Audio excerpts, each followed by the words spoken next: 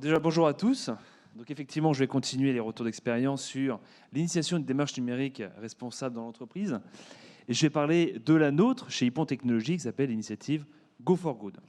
Alors juste avant, effectivement, j'aimerais me présenter assez rapidement. Donc Nicolas Blanchon, je suis commercial au sein d'Hippon Technologies, précisément l'agence de Nantes d'Hippon Technologies. Hippon Technologies, c'est quoi? C'est un cabinet de conseil et d'expertise en développement de logiciels innovants et on œuvre principalement sur 3 axes: le digital, la data et le cloud. Alors, comme beaucoup d'acteurs du numérique, on a voulu responsabiliser notre activité. Alors, tout de suite, on a pensé à un mot, l'environnement. Là, je vais faire écho à ce qui a été dit par Francky Trichet ce matin. On pensait à l'environnement parce que finalement, c'est le mot qui revient assez facilement quand on parle de responsabilisation de l'activité. Assez rapidement, on s'est rendu compte qu'il y avait 2 thématiques qui importaient beaucoup pour Hippon, pour les collaborateurs Hippon, à savoir l'accessibilité numérique est un élément très important, qui est d'autant plus important pour un cabinet qui crée des logiciels, mais également le bien-être des collaborateurs. Ça, c'est un thème qu'on n'a pas encore abordé jusque-là, mais c'est un thème qui est extrêmement important, surtout avec la crise sanitaire dans laquelle nous vivons actuellement.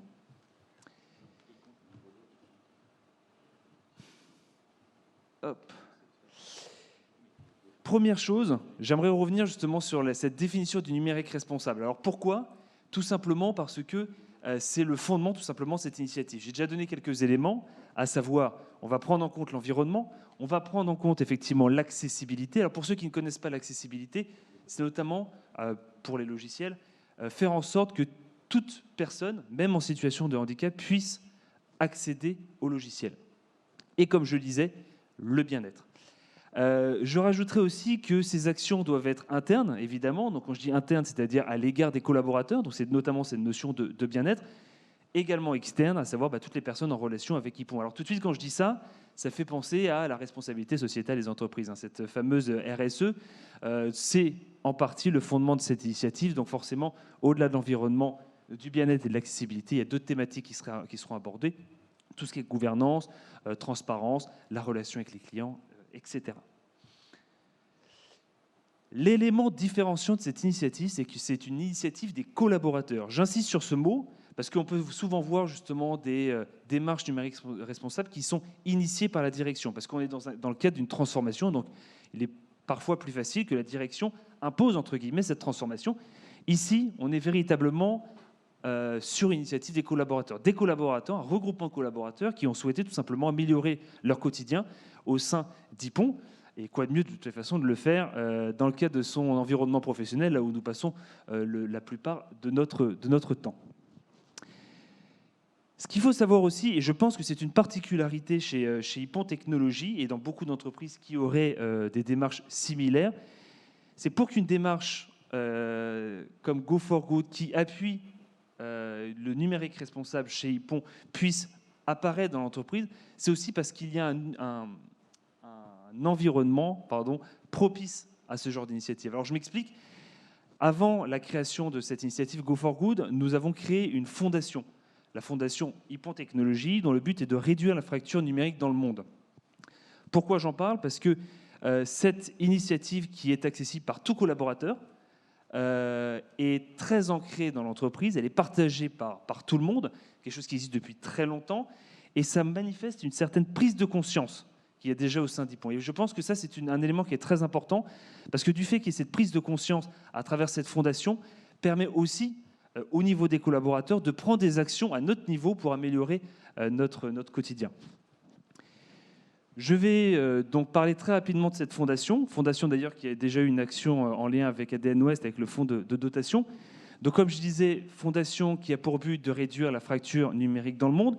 Nous intervenons d'abord en Afrique, où nous allons installer en fait des postes informatiques au sein d'écoles, au sein de lycées, dans des endroits où il n'y a pas justement l'accessibilité aux outils informatiques. Et nous bénéficions aussi de notre expertise en tant que cabinet de conseil. Et donc, on forme les enseignants à l'utilisation de ces outils informatiques et à l'utilisation aussi d'Internet. Il faut savoir que c'est une réalité, ça. Il y a beaucoup d'écoles, beaucoup de lycées à travers le monde, évidemment. Je parle de l'Afrique, mais c'est qu'un exemple, qui n'ont pas accès à ces outils.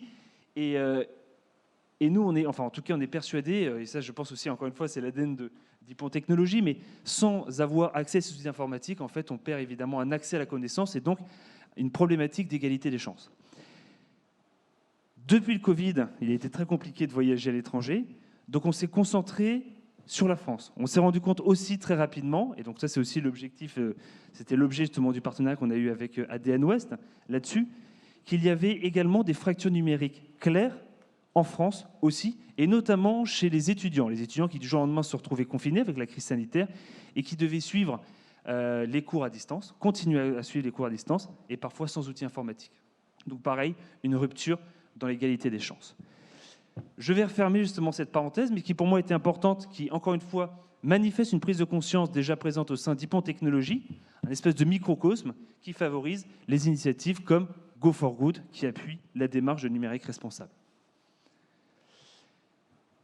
Donc qu'est-ce que c'est Hypon Go for Good? Vous l'aurez compris déjà sur les premiers éléments que j'ai présentés, une initiative des collaborateurs, un regroupement de collaborateurs qui travaillent pour qu'Hypon soit une entreprise beaucoup plus responsable dans son activité, qui ont un objectif partagé de faire bouger les choses pour le bien de l'entreprise, et surtout, et ce qui fait la richesse, des profils variés au sein de cette communauté. Quand je dis des profils variés, c'est que vous allez avoir autant des managers que des managers, vous allez avoir toute expertise confondue, je l'ai précisé avant, voilà, cabinet d'expertise dans le data, dans le digital, dans le cloud, voilà, des expertises différentes, et surtout, et je pense que c'est l'élément primordial, des gens de toute agence d'Hypon. Hypon, on est un peu présent sur tout le territoire national, et donc on a réussi à avoir un référent, en tout cas par agence.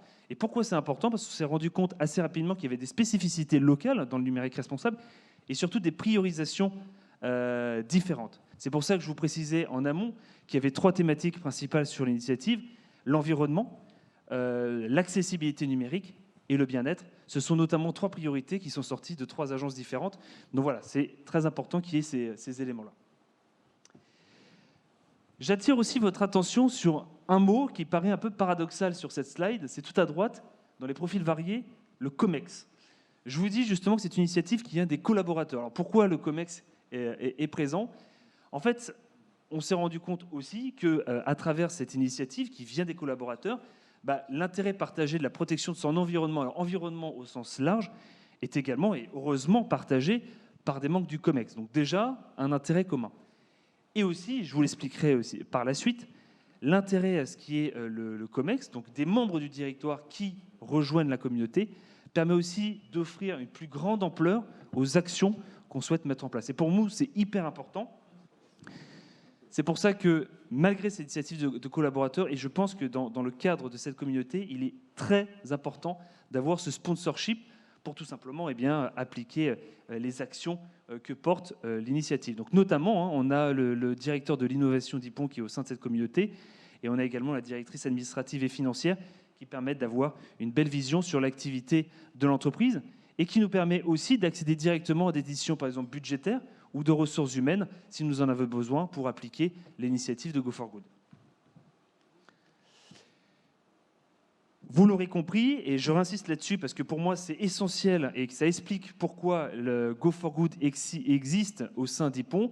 Encore une fois, il y a un environnement qui est propice, un environnement entreprise qui est propice à ce genre d'initiative. Je vous l'expliquais à travers la fondation Hypon Technologies. Deuxième élément, une véritable liberté d'initiative, de prise d'initiative au sein d'Hypon. Alors quand je parle de liberté d'initiative, on le voit déjà à travers l'activité, tous les experts qui vont partager, qui vont créer des conférences, des meet-up, etc. Mais ça, à la rigueur, c'est dans l'activité classique, on va dire, d'Hypon. Mais aussi de manière générale, sur la transformation organisationnelle, méthodologique, il y a les possibilités de proposer des éléments qui peuvent changer la structure d'Hypon. Il y a cette liberté, en tout cas ce cadre et ce soutien qui peut être offert par la direction. Je pense sincèrement, et ça c'est une analyse personnelle, mais que ces 2 éléments font clairement un terreau fertile pour ce genre d'initiative. Ensuite, comment est arrivé Go for Good? C'est tout simplement un partage de connaissances. Pour la petite anecdote, à Lyon, 2 collaborateurs qui commencent à partager un intérêt commun sur l'environnement, qui commencent à discuter tout simplement autour d'un café, un repas, commencent à être rejoints de plus en plus de personnes.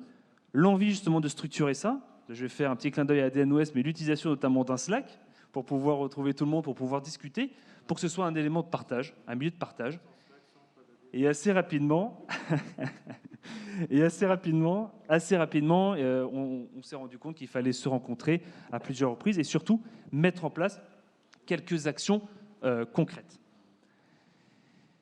Je vous ai mis un exemple d'une action qui est importante pour nous et qui permet aussi de retracer toutes les thématiques que nous abordons dans cette initiative et qui montre aussi, et c'est un point très important, la progressivité de cette communauté.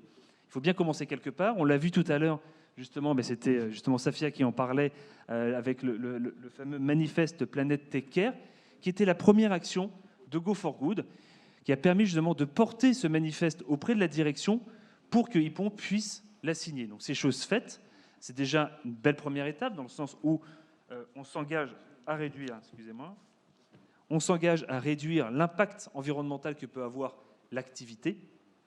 Belle première étape. Mais on a voulu aller plus loin. On a voulu aller chercher justement un organisme qui nous permettait aussi de nous évaluer un peu plus précisément et qui puisse mettre aussi pointer du doigt des actions concrètes sur lesquelles on pouvait s'améliorer. C'est pour cela qu'on allait chercher ensuite EcoVadis, un organisme donc, qui va venir poser pas mal de questions sur l'activité, prenant en compte toutes les thématiques, relations clients, bien-être des collaborateurs, voilà, impact environnemental de manière générale. Et de ces questions vient une note et donc potentiellement l'obtention d'une médaille, bronze, argent ou or. Ça permet déjà de se rendre compte de la maturité de l'entreprise, évidemment, mais aussi, encore une fois, à la suite de cette analyse, il y a un paquet d'actions, pas mal d'actions qui peuvent être mises en place pour que l'entreprise s'améliore. Deuxième belle étape, mais ça montre déjà une progressivité intéressante dans la communauté. On s'est dit qu'il faut aller encore plus loin. On voulait justement être vraiment dans la précision, qu'on soit engagé, qu'il y ait peut-être même un engagement juridique, une modification des statuts de la société. Et c'est pour ça qu'aujourd'hui, on se tourne vers le label B Corp, qui est un organisme qui fédère, je crois, 4000 entreprises dans 70 pays autour du numérique responsable, qui est un peu sur le même fonctionnement d'EcoVadis, à savoir poser des questions pour évaluer la maturité de l'entreprise. L'idée, c'est quoi? C'est tout simplement d'obtenir un certain nombre de points. Et à partir de 80 points, on peut demander la certification, donc un véritable audit, une évaluation qui va être faite dans l'entreprise. C'est un label qui est très difficile à avoir, puisqu'il me semble qu'il n'y a qu'une entreprise sur deux qui arrive déjà à avoir les 80 points. Les 80 points, c'est le début de la certification. Mais c'est encore une très belle étape. Ça va vraiment dans le fond des choses, puisqu'on est sur des questions extrêmement précises. Et encore une fois, même si on ne l'a pas, et c'est fort possible qu'Hippon ne l'ait pas en tout cas dans un premier temps, parce qu'il y a beaucoup de travail à faire justement pour avoir ce label, au moins, encore une fois, ça met en place des actions, un constat et des choses à mettre en place au sein de cette initiative. Une autre action qui nous tient à cœur, et ça je fais écho au travail que nous avons au sein de la communauté numérique responsable, et notamment au sein du groupe adopté dont je fais partie. L'une des principales problématiques quand on parle d'une démarche numérique responsable, c'est d'arriver, on l'a vu, à sensibiliser les gens et à les faire monter en compétences. C'est la même chose au sein d'Hippon, évidemment, au sein des collaborateurs. Je ne dirais pas que tous les collaborateurs font partie de la communauté Go for Good, une bonne partie, mais il manque encore justement une certaine adhérence. Donc ça me dit comment aujourd'hui on va arriver à les sensibiliser, comment aujourd'hui on va réussir à les faire monter en compétences sur cette démarche de numérique responsable. La chance que nous avons, c'est que nous avons, chez Hippon Technologies, un programme de formation interne, alors qui se justifie tout simplement parce que comme on se positionne comme cabinet d'expertise, on veut continuer à être expert et évoluer sur cette expertise. Et ce programme de formation qui s'appelle Black Belt, alors c'est en référence au judo, tout simplement parce qu'on est issu du monde du judo, donc Black Belt de ceinture noire. Et l'idée, c'est que pour chaque collaborateur est fixé un certain nombre d'objectifs à atteindre, qui définissent un niveau à atteindre, qui est évidemment matérialisé par une ceinture de judo, une couleur de ceinture de judo, et qui permet de continuer l'expertise de la personne dans son domaine d'expertise. Programme de formation qui est en quelque sorte imposé aux collaborateurs dans le cadre de son évolution au sein d'Hippon. Et comme ce programme en fait existe, comme ce programme concerne tous les collaborateurs, on s'est dit pourquoi pas mettre en place des objectifs de numérique responsable au sein de ces formations.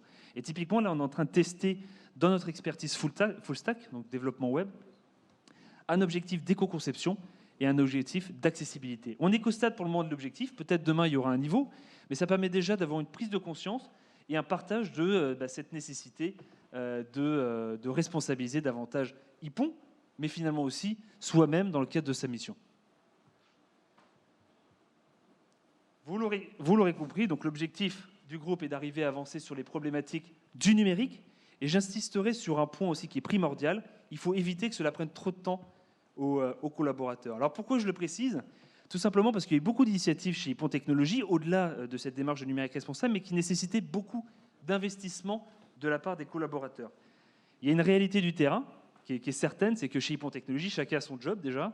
Et bien qu'on partage justement notre intérêt pour la protection de l'environnement, et encore une fois, je parle environnement en manière générale, c'est quelque chose qui s'ajoute finalement à son emploi du temps. Donc l'idée, c'est de rester très simple dans le fonctionnement de ce groupe, très simple finalement dans les rencontres. Il faut que ça reste un lieu de partage, évidemment, tout en évitant justement que les gens prennent trop de temps pour cette communauté, en tout cas, et qu'on perde finalement des adhérents de cette communauté. Alors ça ne veut pas dire pour autant qu'il n'y a pas d'investissement personnel. Au contraire, hein, il y a un investissement minimal, mais on s'est rendu compte, encore une fois, c'est un constat, que l'investissement minimal se fait de manière assez naturelle, à savoir les gens en fait, qui reviennent toujours au point d'équipe, c'est-à-dire toutes les 3 semaines, pour échanger, pour partager, prennent assez facilement des actions. Par contre, et là, de nouveau clin d'œil à ADN Ouest, pour les communautés, on s'est rendu compte à quel point des animateurs restaient nécessaires. C'est bien d'avoir un partage, effectivement, d'intérêts communs, des actions, etc. Mais tant qu'il n'y a pas d'animateur au sein de la communauté, on risque de créer des frustrations et surtout que cette initiative meurt. Donc c'est pour ça que nous les avons identifiés. Alors c'était assez simple, encore une fois, parce que c'était tout simplement les fondateurs de cette initiative à l'origine qui gardent cette responsabilité, qui continuent à motiver les troupes et surtout à faire par exemple des comptes rendus, à renvoyer des mails de relance, de partage justement d'informations. Et donc ça, c'est pour nous primordial pour que cette communauté puisse continuer à vivre. Faut-il recruter quelqu'un à plein temps? Alors pourquoi j'ai posé la question? Tout simplement parce que vous l'avez vu à travers ma présentation, c'est un groupe qui existe depuis peu. On a été créé en 2020, donc c'est une initiative qui est assez récente. Mais on a vu la progression. D'abord, un partage d'intérêts, on débat, on discute autour d'un café, autour d'un repas. Ensuite, on met en place des outils comme Slack pour pouvoir échanger, pour avoir un endroit où on récupère toutes les informations, tous les documents et toutes les actions qu'on veut mettre en place. Et ensuite, petit à petit, il y a une structure qui se crée, la direction rejoint. On arrive à identifier des animateurs qui arrivent tout simplement à continuer cette initiative. Et demain, quelle est la suite? Parce que la communauté, encore une fois, c'est une communauté qui est à côté du travail de chacun. Donc les actions avancent à leur rythme. Donc doucement, mais au moins, on va dire doucement, mais sûrement. Il y a des actions concrètes qui ont été mises en place, je vous en ai montré quelques-unes. Mais on aimerait passer à la vitesse supérieure. Donc pourquoi pas recruter quelqu'un à plein temps qui serait clairement dédié à ces initiatives, qui pourrait répondre en fait aux questions, qui pourrait faire avancer les sujets tout au long de l'année. Et l'intérêt derrière aussi, et ça montre aussi pourquoi il est nécessaire d'avoir un sponsorship de la direction, c'est tout simplement que là, si on recrute quelqu'un, on parle de budget, on parle de ressources humaines. Et donc là, clairement, pour avoir de l'ampleur sur cette action, il faut se référencer à la direction au sein de la communauté. 2 minutes ? Alors presque. Voilà, c'est la conclusion. Voilà, donc de toute façon, voilà, ça se répète, hein, je viens de le dire, donc une initiative qui vient des collaborateurs, un ADN pour se responsabiliser, une liberté à l'initiative personnelle, un sponsoring du COMEX et cadre et des outils nécessaires pour mener à bien l'initiative. Aujourd'hui, ça fonctionne. On est très content d'avoir fédéré une communauté. On est une trentaine déjà, donc c'est plutôt pas mal. Il y a des actions, il y a des sujets qui sont en cours, donc ça montre le concret. Après, dire que c'est un modèle qui s'applique à toute entreprise, je ne m'aventurerai pas à dire ça, puisqu'il y a évidemment des contraintes de taille, de maturité par rapport au sujet. Encore une fois, je pense que nous, on gagnait en maturité parce qu'il y avait déjà des initiatives au sein d'Hippon. Mais par contre, du moment où il y a effectivement un environnement propice aux initiatives, qu'il y a des personnes qui partagent cet intérêt commun et surtout qu'on arrive à identifier des animateurs qui permettent de porter le sujet, je pense qu'effectivement, une initiative comme Go for Good peut vivre et bien appuyer une démarche de numérique responsable au sein d'une entreprise. Je vous remercie.